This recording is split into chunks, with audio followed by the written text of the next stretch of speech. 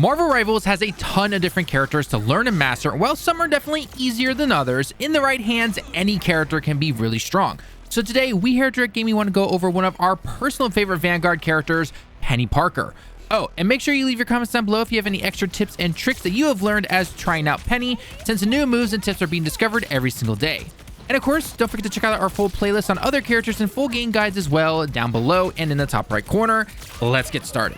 Now, this video is going to be broken down into 3 parts. A breakdown of the basic abilities and how to use them, some strategies that we here on the team have found to be very helpful when trying to do certain game modes, and then finally, why you should pick this character and what they can provide over other characters in the same category of Vanguard/tank.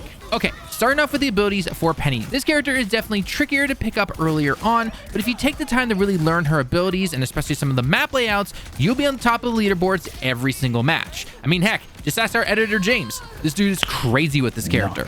Starting off, let's check out her basic attack, Cyber Web Cluster. This attack is pretty basic as it simply fires bolt-like attacks at wherever you are aiming. The trick here though is you can be using this attack while using your other abilities as well / in between, so you can constantly apply damage to the enemy, chipping away at their own health. Your other main move is your Cyber Web Snare. This will cast webbing that can either A, immobilize enemies when aimed at them, or B, create a web on the surface that you simply aim at. Now, if you decide to shoot the web at a surface and you happen to be on said web, it will actually give you healing over time and a movement boost. The healing will even convert into bonus health if you happen to be at full health, which is obviously really good.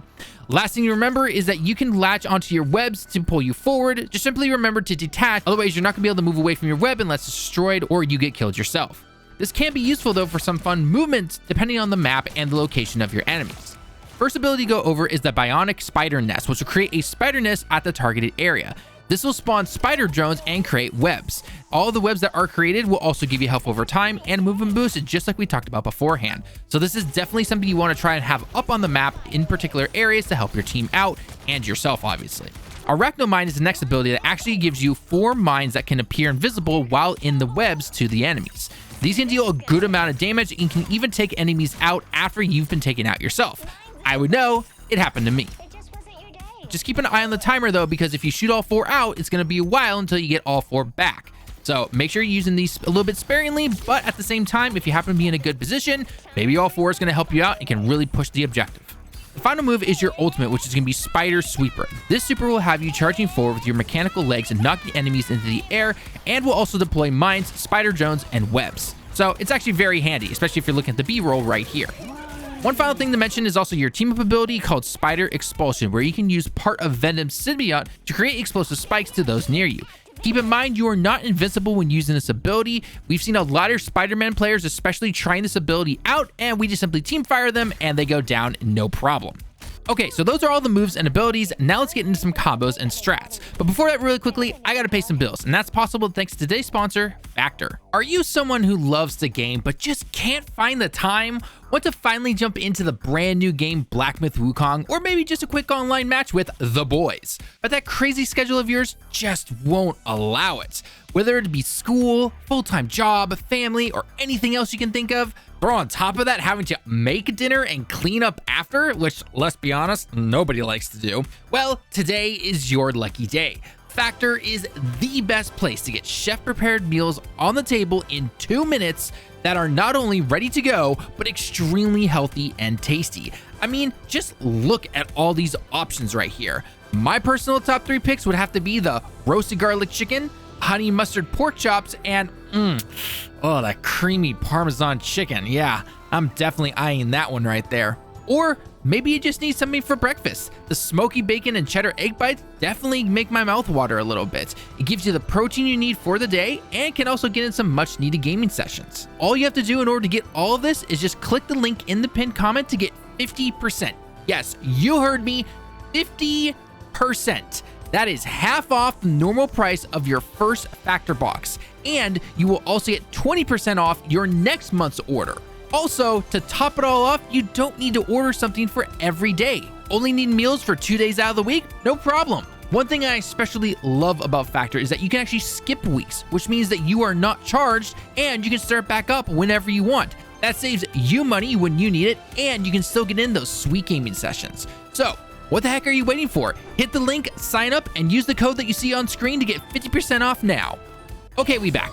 As we've mentioned before many times in our before you play video that you see here on screen, your main mode that you're going to be playing is quick play, which consists of capture the objective and move the payload.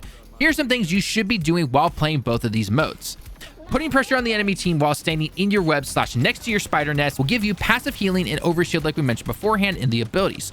Also, it's ideally to peek in and out of cover while shooting and deploying your webs. So using a combination of your basic blaster attacks with your webs while peeking in and out of cover is going to help you a lot and also help your team out. One big thing here that James really wanted me to point out is hide your spider nests. Too many times have we seen them be placed simply in the middle of a lane and they get destroyed in seconds. If you can find a good spot depending on the game mode you are playing, place it in a corner spot that can kind of blend in with the environment, and you're going to have tons of bots, webs flying out everywhere to help you out and help your team out, and the enemy team is not going to know what to do at all. The spider nest will also spit out mines that we mentioned beforehand, doing about 45 damage or so, and will actually track enemies on your webs around those nests. This is why it's very important to get as many nests into a particular area that you need. You can't cover across the entire map, obviously, but having a good section where the objective is going to help you out a ton.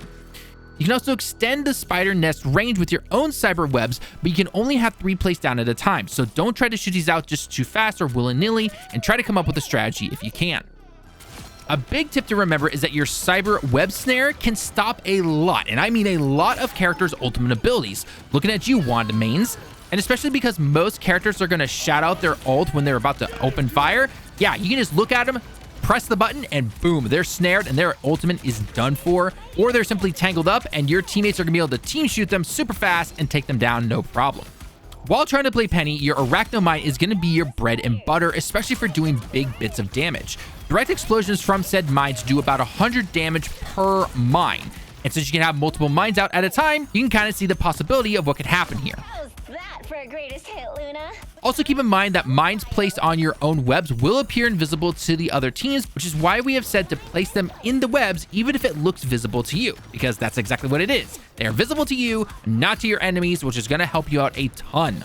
One big thing you should be doing as well is launch your mines towards enemies who are already fighting on or near the objective for easy damage and kills. This obviously is going to work really well with your team because, hey, it's a team-based shooter. This is also great for doing something like capture the zone, but 100% you need to be doing this when doing push the objective. Think about it right now in your headspace or looking at the B-roll here on screen.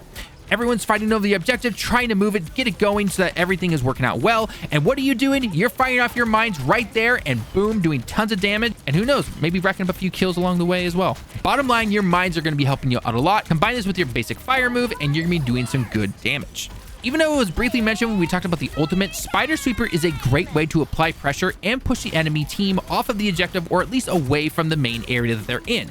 This gets them focused on you and not the objective so that even if they take you out, you've done your job and your team should hopefully be able to take them out no problem.